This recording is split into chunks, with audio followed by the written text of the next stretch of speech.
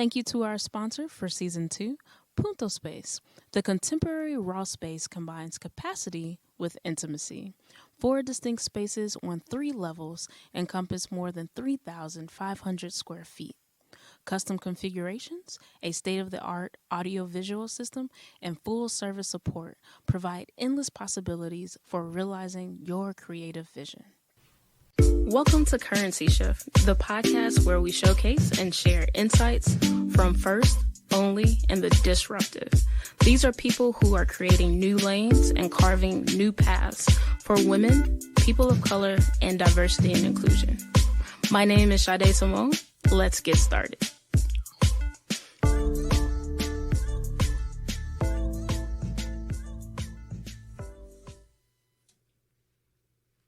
All right, we have Abhita in the house. Hey, cheers to you. Thank you. Yeah, let's take a little sip.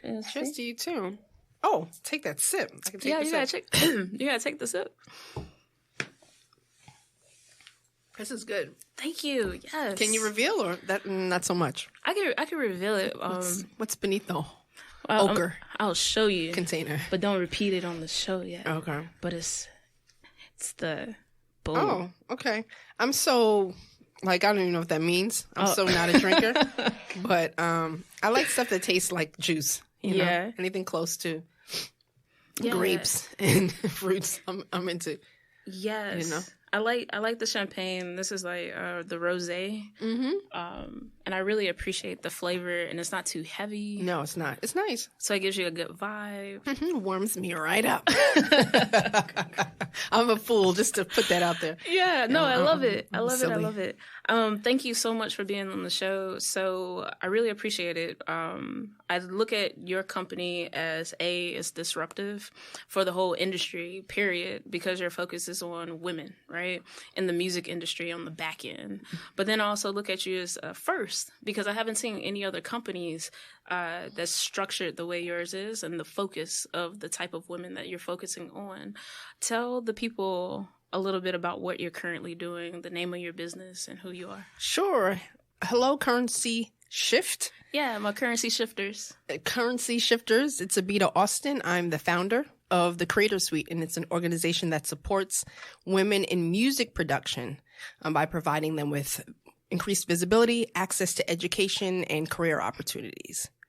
I love it. I love it. So before we dig deep into more of what you're currently doing and the focus of your business, we want to get to know you a little bit more. Okay. Let's start from the very, very beginning.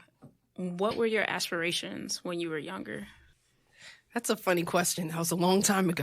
And when you say younger, what does that mean? Because we're all young right now, aren't we? I mean, like when you were a child. we can take it back. Yeah. I was into a lot of things. I think looking back, I was just, it's just like I was creative. I was into my first art form of expression I would say that I went heavy with was visual arts. So I was into drawing and painting heavy in high school, but I also played in the band. And I played drums. And then I was also taking apart tape recorders. This is like, back in the day when we used tape recorders.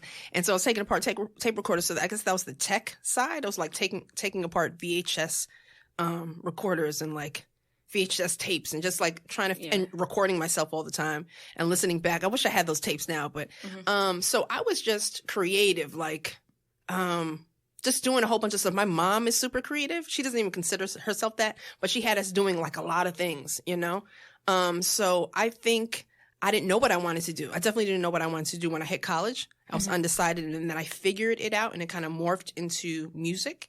And music production specifically. But coming up, I think I was just very creative. And I think throughout life, I'm realizing that I'm just creative. Tell us a little bit about where you grew up. Grew up in Long Island. Long Island, New York? Yeah, Long Island, New York. The Hempstead, South Hempstead, Baldwin area. Uniondale area. And yeah, I don't know what else to say about it. Trees, grass, playing outside all the time. A lot of playing in dirt, which I think is like, I don't know, probably a lost art, like making, going to the beach, making sand castles, playing with the kids on your block, that whole thing. I mean, I don't know what else to say about Long Island. It was cool. It was, fun. It was fun growing up. I went to school later on. I went to NYU. And so that was much different, but I don't know. It was much different, but I guess in ways it was just me, growing up and exploring different parts of myself. So yeah. And were you the only child? Oh no. No. No. No, I'm the youngest. Youngest, okay. I'm the youngest of 4. And so I'm the youngest of four girls. So I have 3 older sisters. So yeah, no, I was preceded by a lot of strong women. So yeah. Yeah, no, but all my sisters are cool. Yeah. All right. So were you the only one that was really taking apart the recorders and really being on the creative side of Not things? on the creative side. We're all creative. But I have a sister who works in TV. I have another sister who she's many things. Her background is she's a doctor of speech pathology, but she also writes for film and TV. I have a sister who's has a master's in visual arts. So we're all creative.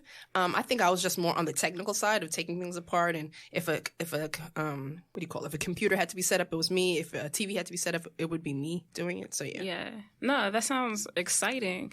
And your parents just kind of like opened it up and just encouraged that. It sounds like They did, which is surprising. Because I know a lot of parents don't. And I was doing a lot of the stuff I did was male dominated, like playing the drums, or, just being more so into the engineering and production. But they didn't really, and, I was into sports too. I forgot about that. I ran track like all seasons. So yeah, but they always encouraged it. They were always encouraging of it, which is interesting because I hear a lot of stories that people aren't encouraged to do what they actually want to do. So that's good. So it sounds like at a young age, you had already figured out that to a certain extent, the music industry was somewhere that you wanted to be in, or No. did that occur in college? It happened in college when I started interning. So I was undergrad again. I went to NYU, Steinhardt School. I ended up there, but I started in Gallatin, which was a school for more like liberal arts study. Like you create your own background or your own track, I should say. Yeah. And I was like, this is too free. I need some structure. And so I was hanging out with a lot of people at New Eurekans Cafe at the time. This was like late 90s. And, New Eurekans was the spot to be at. I was meeting a lot of people in music. And my sister's boyfriend at the time was a producer. And so I would sit in on sessions with him. And I was just like, oh, this is dope. And, I really like this. I feel comfortable. And my first internship was actually at Def Jam Recordings. Oh, wow, yeah. And I was like, this is not it. It's not for me. And then my next one was at Quad Recording Studios. And I was like, oh, this feels like this is something I can do. And at that time, I transferred into the NYU Steinhardt program it was the music technology program, I should say. I transferred into that. So I was like, getting my feet wet in that. And it's been like, it's funny. Like you think and you don't when you're starting out. You know what I mean? No, that's And good. so, I like the fact that you're putting it out there because you think but you really have no idea until you actually action upon it and do some trial and error work. Yeah. So for you, when you had your internships, you said Jeff Jam, no, Quad, yes. What was the difference between those two experiences that led you to say yes and then transfer to the school? Yeah. So I was already in the school when I started NYU, but like it just felt more like home. I felt more comfortable. I feel like I feel most comfortable. It's a hard word in a recording studio. It just felt it felt right. I don't know. You kind of like know where you should be, and I know that I don't know if it was the pace or just the energy of you know what it is? I feel like although there's BS everywhere in corporations and in life, there was less BS. There was like more, like way more extraness, I felt like, working or interning at Def Jam versus, at Quad. And then it just felt like home. I realized that this is what I wanted to do. It's more technical. I'm working around music. So it's just a feel. So your experience in the industry as a whole, when did you first move into the full time, after graduation, I assume, or were you doing that while you were in college too? So I started, I interned for about 10 months and then I moved up from an intern, you move up to an assistant engineer. And from there, it's kind of like, there's nothing set in stone that you move up anywhere. It's kind of like just hustle and hustle, and networking. That I know of. There's no okay, you do this, you do this, you do this. It's just like either somebody quits and you get in the position or somebody doesn't show up and you get to engineer and they like you and you keep on working in that. And so I was studio hopping. After I became an assistant, I worked at Quad for a bit and then I think somewhere else paid me $1 more. You know what I mean? The thing is that the challenge is that those wages or the payment, the rates were, like I was saying before, trash out the bag. They were not livable. It was super low. So you have to really love it. You had to really loved it. And yeah, I mean, I could say so much stuff about just how, that whole industry works, or like, you know what I mean? It's just a lot of work for a little bit of money. In hindsight. But what was I saying? What were we talking about? We were talking about their progression. Yeah, the progression. So what happened with me is that I just kept on going places that were, that there were openings, So I was at the cutting room for a little bit. I was at Campo and at the same time too. And then I was playing in this band. It was an all girls band. You were playing the drums or? I was playing the drums. Yeah, okay. Yeah. I say girls because, we were 12, but I mean, we were younger. All women's bands or whatever. And one of the members knew the guy who was head of Warner Brothers, urban department. And he was working out of Chungking, which is a studio that no longer exists. A lot of these studios don't exist anymore. But so Chungking, and he let us work out of there. And so that was cool. And then we were chit-chatting, and that was a really cool experience. And he realized I was an engineer. So he started to put me on sessions as an engineer. Oh, wow. For a lot of the talent coming off of Warner at the time. And so that was a great experience. And so that's where I started to work as a freelance audio engineer. So that was the transition. Also to technology and the times helped that, because I was good in Pro Tools. And at the time, tape machines were leaving the studio. So I started with tape machines, like 2-inch, multi-track, 24-track machines. And it was moving into Pro Tools recording. And so I knew that. And so that was, again, an in. So that's how I moved into engineering full time. Got it. So from your experiences at the different studios and the way you kind of navigated the industry, at what point was it that you said, all right, I'm seeing not a lot of women here? Oh, that was the beginning. I mean, it was obvious. I mean, and I think it's always obvious when you go into space and you don't see yourself, or people like you. It's just like, it might be a slight mental note. I don't think I definitely wasn't harping on it, because you're just trying to learn, put your head down and get to work. But it's noticeable, like, okay, there are no women here. I shouldn't say that, because at Quad at the time, there was one other woman assistant engineer. And then eventually another one came on board. So I feel like it was more at that studio. But there just weren't a lot. And the ratio wasn't, popping. And so, yeah, that always was in the back of my head. And it was also not just that, but it was the culture. The culture was very male locker room. Yeah. You know what I mean? And it was like jarring for me, because I guess, I don't know, maybe I was sheltered or something. Now in hindsight, I'm like, okay, that's what it is. But I was just like, wow. It was very eye-opening. Like, this is what guys talk about when women aren't around. Because the conversations would go as if, they knew I was there, but they don't care. They didn't really care, because I was the only one there at the time. And so it was just an eye-opening learning experience. And so, again, you keep it moving and you keep on going. And it's not like it was all bad. Not at all. I felt comfortable, but there were moments where it's just like, wow. What would it be like if I was able to create the culture or the environment that I'm in? I feel like that was the reoccurring theme for me. Like, how can I add to this culture that I work in, or in this environment that I work in? So I think that was like the motivating That's thought. like the catalyst. Yeah, the catalyst of me coming up with the Creator Suite. It's part of the catalyst of how the Creator Suite was born. Yeah, so talk to us a little bit about, now you've had your experience, you're confident in your roles, you understand like how people are talking about women behind closed doors, but you also are trying to figure out, okay, how can I affect the culture of this environment? Yeah. Like, what essentially gave you the stepping stone, not even the stepping stone, but what gave you the moment where you were just like, all right, I'm going to start the Creator Suite?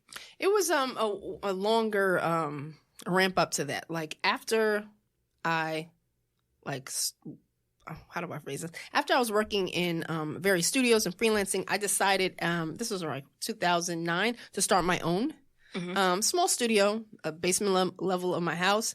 And it is called Hidden Chapel Studios. It's no longer there, but I still contract from that company name. And so that was me manifesting the idea of how do I create my own culture. And it was great. Nice. You know what I mean? And I just wanted more of that, So the Creator Suite came later on I guess I started doing advocacy work for women in music production with an organization called Gender Amplified. I remember you were mentioning you don't know too many other organizations. Yeah. They're one of the organizations that's doing great work to support women in music production. And I started volunteering doing videography work. I do video as well. And I started to interview and learn the stories of other women in music production. And I like fell in love with that like almost immediately. Oh, wow. And so that was that. And I was helping with their socials and their video work and just doing more of that. And then I became a part of another collective. Mm-hmm. It was me and two other gentlemen, and it was called Pushing Buttons Collective. Mm-hmm. And we started to do, I don't want to say community outreach, but we were doing a lot of events around the city in Brooklyn. And this was around, they call it beat culture, but it's music producers who are usually using their beat machine as an instrument. So it's not so much I'm hitting a beat, we're actually pushing buttons, mm-hmm. you know what I mean, to create the sound live. Oh, wow. Yeah. So when we started putting together shows for that, so I was doing Gender Amplified, I'm doing Pushing Buttons Collective, and when we started doing shows for that, we were like, we need more women, like where are the women? And so we gave ourselves a quota every month when we did an event. We would try to make the bill 50-50, women, men, or at least, you know, whatever. If there's 6 people in the bill, it'll be 2 women and 4 men. At least 2 women, a minimum. And when you say bill, you're talking about the artists? The artists, okay. Like the roster of artists that are performing. So you all were throwing shows intentionally, yeah, trying to make it 50% women, yes. 50% men. Yes, intentionally. Just because, you know, we felt like there was a need for it. Mm-hmm. And then that developed into when Women's Month rolled around. This was 2017.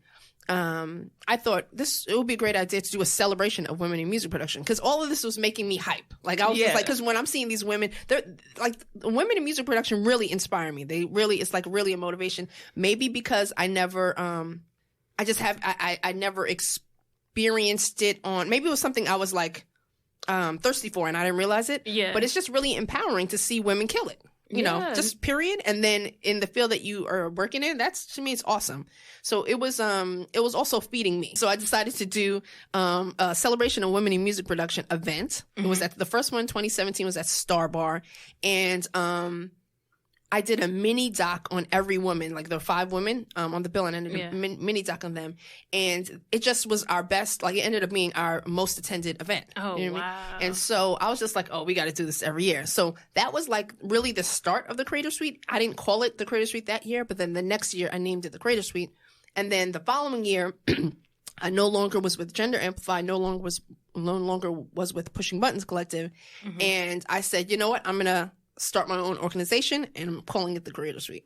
Okay. Over that. And so that's and that was just, you know, we're only 6 months old. Yeah. You know, I got you guys right in the beginning. Like, I was following you guys when you had like 1 or 2 photos posted. Okay. And I was like, I have to watch this. November 23rd, we launched. Yeah. And it's been really, you know, the response has been crazy. Like, and I think it's just, you know, indicative of there's a need for it, you know? So, yeah, we just had our last celebration of women in music production March 1st. We had just we have an event coming up. It's probably not going to make this podcast, but it's on Wednesday. It's around music business and music production. Mm-hmm. And we have an event with the Beggars Group. It's a recording, the indie label. Okay. And they have like 5 different labels underneath them, but we're doing an event in their offices. So that's going to be really cool. Oh, wow. Yeah. And so everything sounds like it's just been an amazing kind of like A plus B equals C. Like we're doing it this way, doing that way. But talk to us a little bit about like what happened during the struggle. Like how did you balance your mental health? Like being the only female a lot of the times in those rooms with that conversations that were happening. And then even producing like your first major event that was focused predominantly on women. Talk to us a little bit about that. Yeah, I think, I don't know, I think the struggle part, because right now I feel like around that, I don't feel any struggle, honestly, because I think I'm just older. I'm growing in the eyes. Just 0 F's left. Like, it's just like you have a different tolerance. You're more confident in your craft and yourself. Yeah. So I'm just like, you know, I see whatever, and I see it as performance, like whatever performance of, I don't know,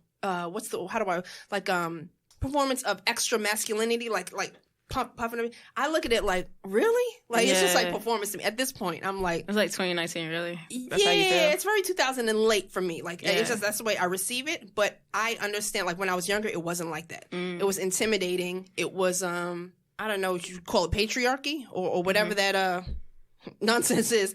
It manifested in various ways, and it's subtle. You know what I mean? It's all subtle, but then actually don't know if that's the root of it. But it's compounded with you're not getting paid a lot of money and you're working long hours. So it's just like the whole environment to me is you have to really love it. That's all I have to say. You have to really love what you're doing, because the whole environment, just as a human, it's not the most healthy for you mentally, I feel. Man, woman, or child. You know what I mean? But on top of that, you're in a male-dominated space. And somebody brought to my attention, it's technically not even safe, because you're the only woman in a dark room and there's no windows, and it's like at night, 2 a.m. or whatever. Yeah. And it's like soundproof. You know what I mean? I never thought about that. And I actually never felt scared in a session. Yeah. But somebody brought that up to me. I was like, you have a point. I never thought about that. But I don't know. I think it's, I don't know what to say. Like, they're definitely, I think, just growing up in it.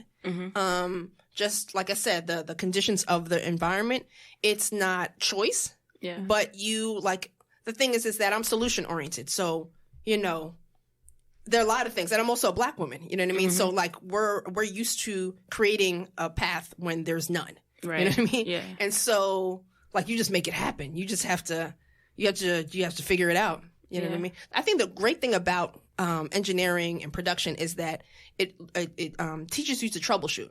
So you're always problem solving. Like in a studio session, what do you call it? There's definitely chauvinism, if that's the word. But on the flip side, these men are looking for you to answer the questions like, how do I get the signal? If there's something went down in the room and you're the assistant or you're the engineer, you have to fix it. So at the end of the day, like there could be some of that when the smoke clears. If you can shine in those areas, there's respect. You know what I mean? So it's definitely not doom and gloom. You know what I mean? Right. But they're just like, they're just parts of it where it's just like, this is whack. This is messed up, or I wonder why, I'm not being greeted and everybody else is. And then, they might think I'm like the girlfriend of somebody in the session, and it's just like, no, I'm the engineer, or I'm the assistant, or I'm not the singer. You know what I mean? Like little dumb stuff like that. Now, I feel like, I don't know if it doesn't happen to me as much, or it just doesn't, I don't process it the same. Okay. So, did you have somebody that you leaned on to have those discussions with? I think women should, but I didn't. I didn't. Yeah. And no, I didn't. Okay. Yeah. I'm like, nope. So it sounds like you were just really focused, and you knew what you could tolerate and what you couldn't. Yeah, and there were moments that I got burnt out. It's not like I was just like, I'm like, woo, let me, no, like there's like my background, like not my background, but I grew up meditating. So my parents were like, I don't know, I think of them like almost like black hippies, but we grew up meditating, you know what I mean? And to me, like, that was the best resource, because it's like I always have an internal compass as to what feels good. And so like I base all of my everything in life, you know what I mean? As to like, okay, if it doesn't feel like that, you know what I mean? Something's not right, So I like that. Yeah. So that's been my compass, being able to get still and realizing that the greatness is really coming from within you. So yeah. I like that. So you have a compass, and then it sounds like you have a barometer. I think that's the word. A barometer. Yeah, this is janky, or this is like bad energy, or this is, these people are a mess. I have that. Like, so it's, and the more I trust it, it's like intuition. You know what I mean? The more I trust it, the stronger it is. Like, it rings the alarm louder. And I think people really underestimate the power of meditation. Oh, like, it's life. It's everything. I mean, I could go on and on, but it's just, I feel like whatever practice you're in, if you don't, I don't know. I feel like meditation is the path of learning like who you actually are, like your full potential. And if you never actually taste that, I feel like you're doing yourself a disservice. That has been a theme right now of like making sure you know who you are. And it's good to know that for some people, meditation can like help with that, especially the end result of knowing the full power of who you can be. Yeah. I love that statement. Oh, no, it's so true. I mean, yeah, I know. I truly believe that. Yeah, I love it. So with your company, you started in November with the Creative Suite, which is really cool, because now, like, with the Creative Suite, like, I was on there when you had like 5 followers. Now you have over 1,300. Well, thank you for your loyalty. Yeah, thank you, man. Thank you for what you're doing. So one of the main focuses of Currency Shift is social currency. So social currency is building social networks to gain access, influence, resources and networking in the digital space that affects a person offline and online. So share with us how your social media platforms, whichever ones are your go-tos and your main ones, have really empowered or influenced your business. Well, we're mainly heavy on Instagram. I got to get the other pages up, Facebook and Twitter, and all the good stuff, and LinkedIn, and YouTube. But follow us on Instagram and Facebook and YouTube. We are on there, and Twitter. We need your support. But how did social media affect? How did it empower or influence everything? The company? Yeah, it was pretty much everything. Because like I said, the Creative Suite officially launched November 23rd on Instagram, and I take that as like the official launch of it. But again, like 2 years ago, we were doing that event, so I feel like it was like little footprints, but we're official now. And so yeah, to me, it's everything because it's kind of like the hub for the community. Just social media in general, I feel like it's underestimated because it's a free platform and you can broadcast whatever you want. Yes, it's like your own network. That's the way I take it. You know what I mean? And so we have a lot of video content, and I feel like right now we're telling the stories and shifting the narrative in a way of women in music production. The idea of them being objects of some sort to power players. So you're seeing women in front of equipment, talking about equipment with expertise, and it's a varied group of women, you know what I mean? And it's a global community. So we have folks from Australia, from Toronto, from London, and all around, the United States. So I think that the most effective way that social media has helped us is to broadcast that we're here. Yeah. You know what I mean? And we're doing amazing stuff, and here's our story, or here are the stories of these various women. So I feel like that's what my intention also too is to bring value. Like sometimes we offer tips. Sometimes in the interviews that I do, women offer tips. Yeah. And so we're starting a podcast, hopefully this month. Hopefully. So it's just my main thing with the Creative Suite. And I'm, it's me and like a couple of interns right now, but it's like to build a team, but like to really offer value to these women. I feel like that is and offer an environment to feel free, feel safe, and then collaborate. And that's to me the cool thing. From the events that we've had, I've seen on other social media pages that these women have been collaborating and getting together and creating music. So to me, that's like, I feel great about that. Yeah, no, it's really important, especially that collaboration piece. Yeah. Because it's always collaboration over competition. Oh yeah. And I think a lot of times, sometimes you get caught up in that, where with what you're doing is really uniting and saying, hey, you DJ and you're also a woman, let's meet and talk to this woman that's a producer or this artist or this person that actually produces on the back or a sound engineer, and you're putting them all together.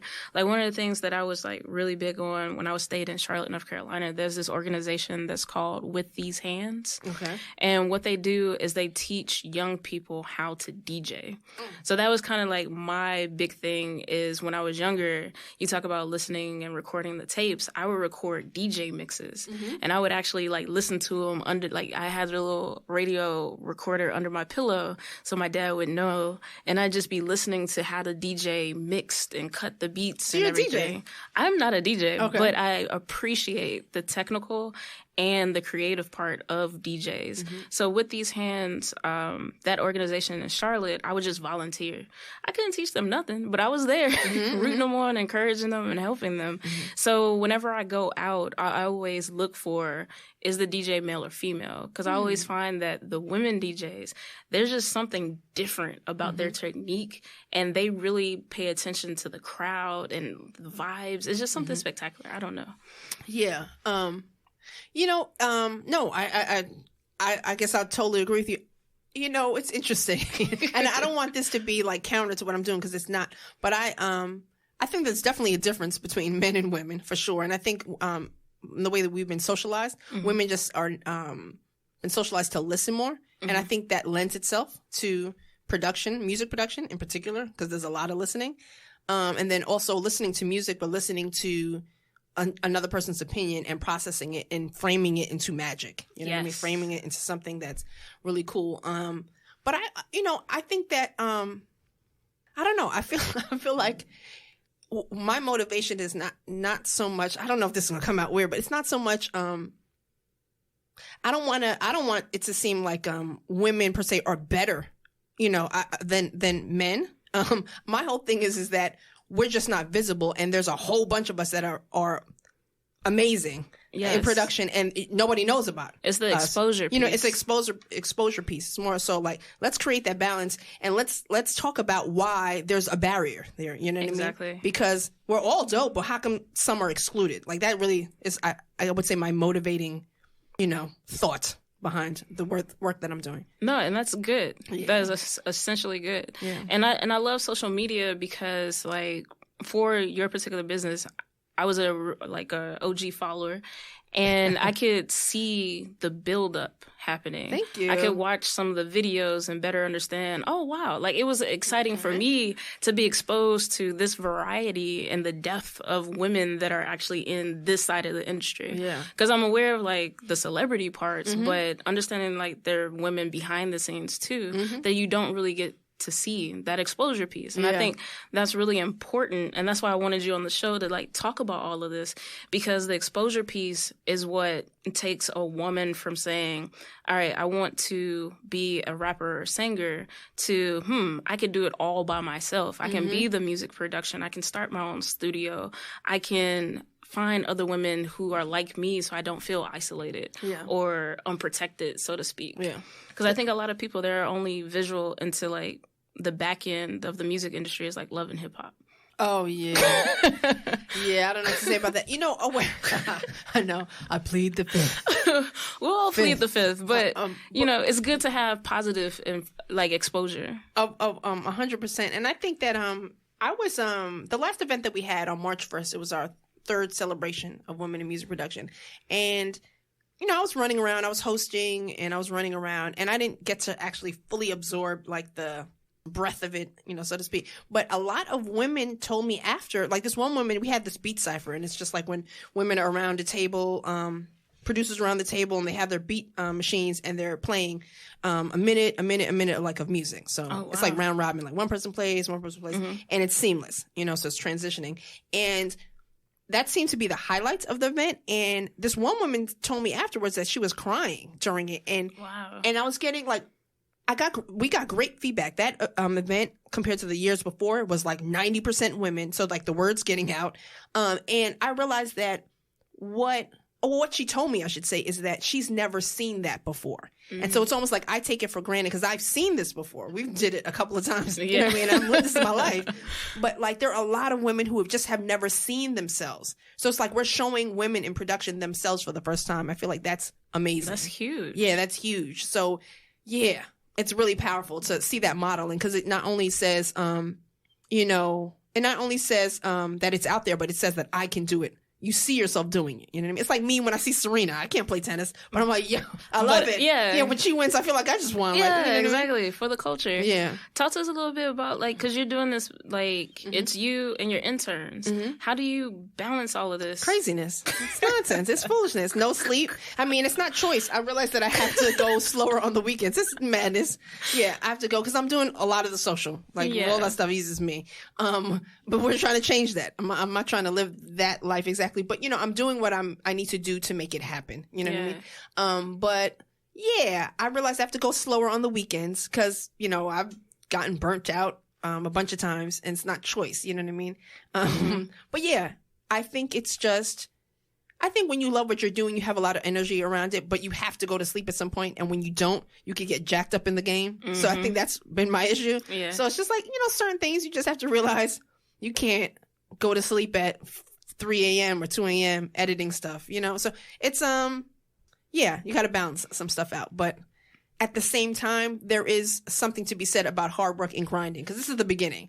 So I am in grind mode. So, I don't know what to say. Yeah, you're in grind mode, but I like the fact that you have your plan in place and recognize for for your health. Oh, yeah. Right? Because you talk about burnout from a couple of different angles.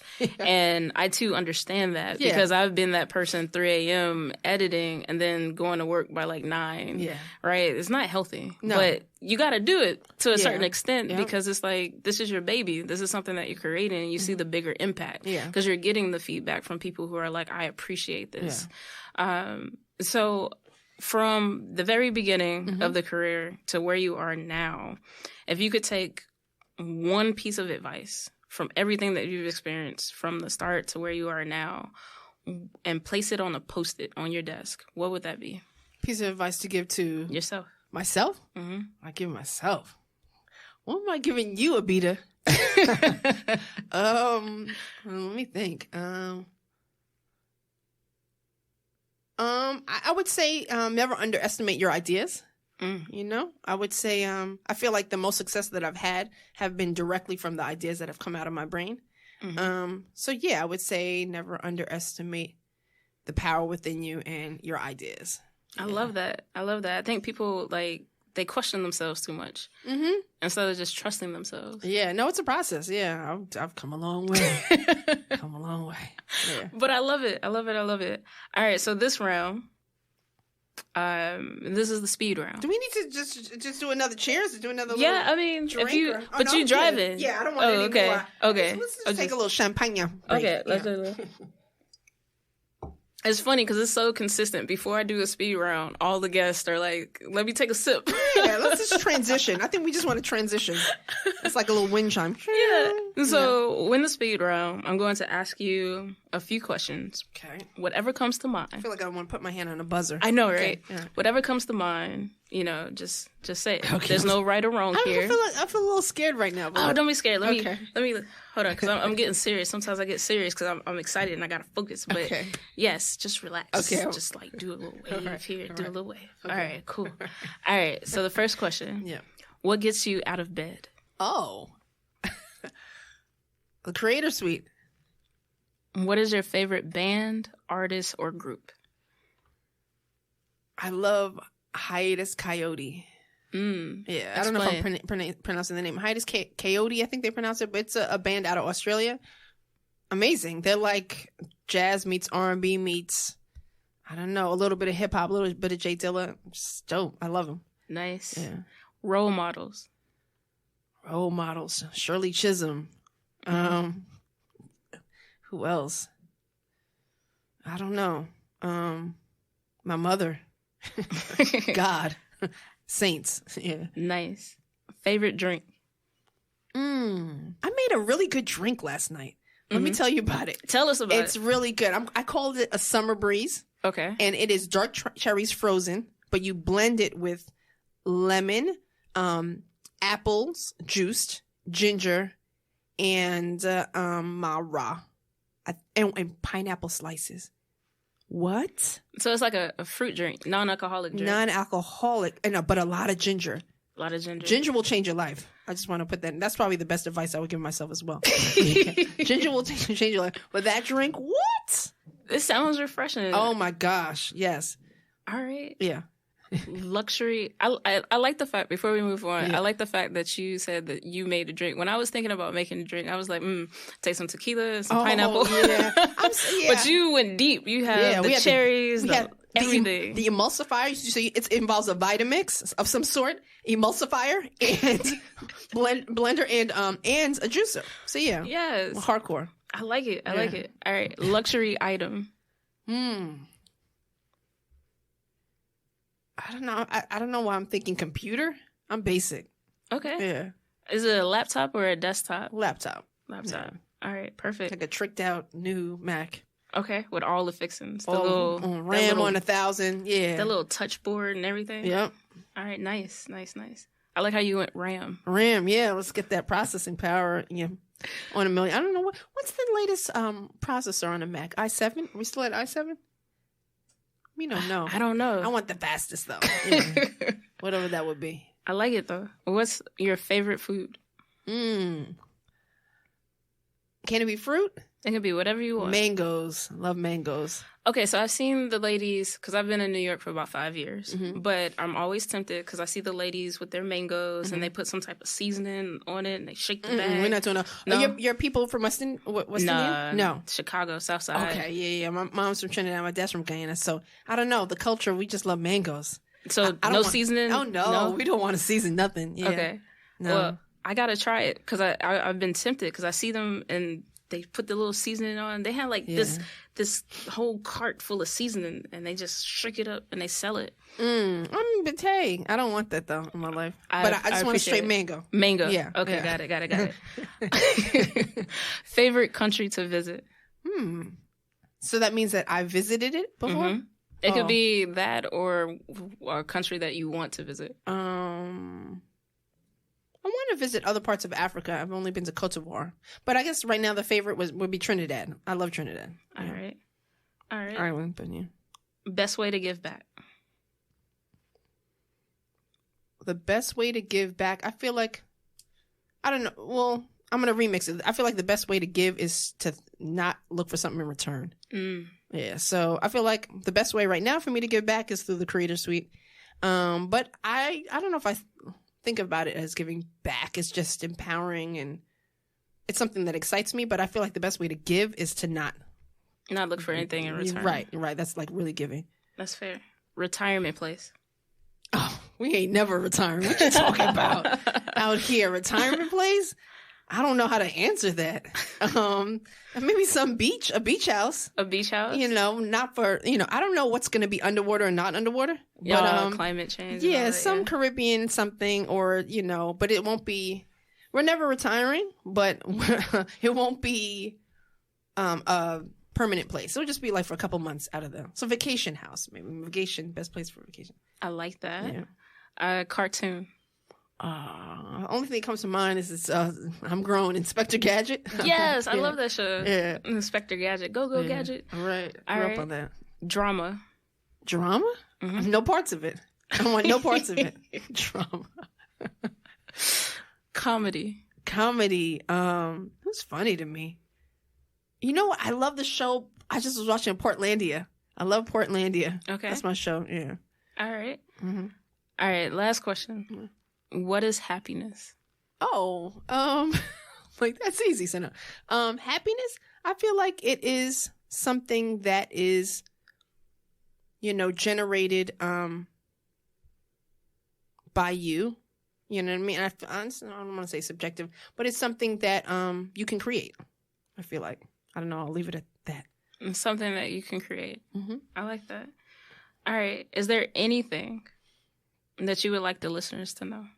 Oh, follow the Creator Suite. I want you to know more about women in music production. That's what I really want you to know, listeners. Yes. There are a lot of amazing women. Sarah Too Ill, follow her. Follow V Notes. Follow Miss Madley. Follow, I'm just thinking off the top, DJ Kumbaya. Follow Buxom. Follow Killer Man's Ego. Follow Pursuit Grooves. There's just so many. Mm-hmm. So many. I want you to follow the Creator Suite so you can learn more about women in music production and how awesome they are. All right, perfect. Well, thank you for being on the show. This was tons of fun. How can the people, you already told them to follow you, but how can they continue to support and be a part of the movement that you've created? You can follow me, so no. I mean, that's the best way to tap in. Follow us on Instagram or, go to the website and submit your name so you can stay on the mailing list. But just, I guess try to do a little, go home tonight and hashtag women in music production, hashtag female producers on Instagram, hashtag women producers, and just learn more about what's out there. Mm-hmm. Because I feel like, again, part of this is just that there's a whole bank of creators that are not really being looked upon or highlighted, you know what I mean? And we're losing out on the greater mosaic of culture that we could be experiencing. So find some women producers in your life. Yeah, they rock. Yeah. So follow the Creator Suite. It's the same name on Instagram. Mm-hmm. On Twitter. And Twitter, Facebook. it's Creator Suite without the. But everywhere else, it is the Creator Suite. All right. Thank you, Abhita. I Thank really appreciate you. it. Thank you to our sponsor for season 2, Punto Space. The contemporary raw space combines capacity with intimacy. 4 distinct spaces on 3 levels encompass more than 3,500 square feet. Custom configurations, a state-of-the-art audio-visual system, and full-service support provide endless possibilities for realizing your creative vision. Thank you for joining the conversation. To learn more about Currency Shift, go to currencyshiftnow.com. If you feel as though you fit the criteria as the first, the only, or the disruptive, send us an email, info@currencyshiftnow.com. Until next time, keep pushing, stay motivated, and stay encouraged.